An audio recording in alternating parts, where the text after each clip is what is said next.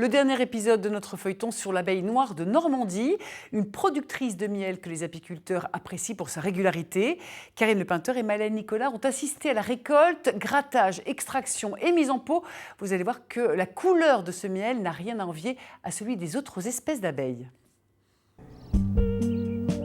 Les abeilles sont précieuses.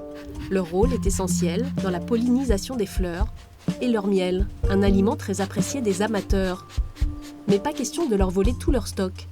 Seules les hausses supérieures sont récoltées. Car le miel, c'est avant tout la nourriture des abeilles. Une ruche a besoin en gros de 15 kg de miel pour passer l'hiver. Ce qu'on prend dans la hausse, en fait, c'est l'excédent. Au-delà de ce qu'elles ont stocké dans le corps de la ruche, elles mettent dans la hausse et ça, c'est notre récolte. Cette année, la récolte s'annonce prometteuse, malgré une météo pas toujours au beau fixe. C'était difficile cette année avec le vent du nord-est qu'on a eu pendant plusieurs semaines. On a eu peur que en fait, les fleurs soient desséchées et tout ça, mais non, elles ont bien travaillé. Elles ont trouvé du nectar dans les aubépines, dans les arbres fruitiers, les érables, tout ça. Ce qui fait un miel de printemps très riche en goût. Une météo favorable, des fleurs en quantité et les butineuses peuvent bien travailler.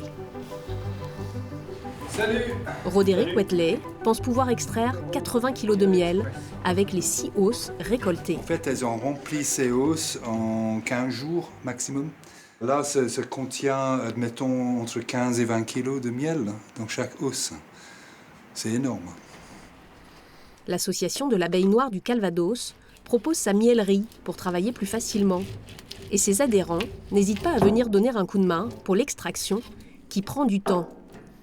Première étape, le grattage des cadres. J'enlève les opécules et on voit derrière le miel qui est stocké dans les alvéoles.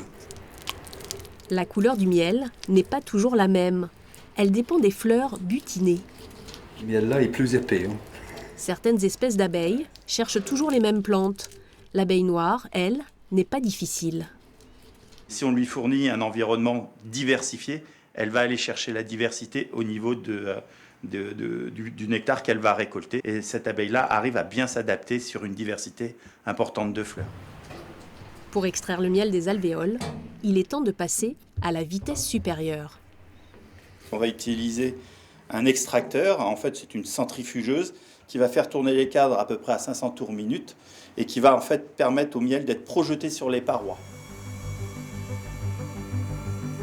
Les apiculteurs récoltent le miel 2 fois par an, au printemps et en été.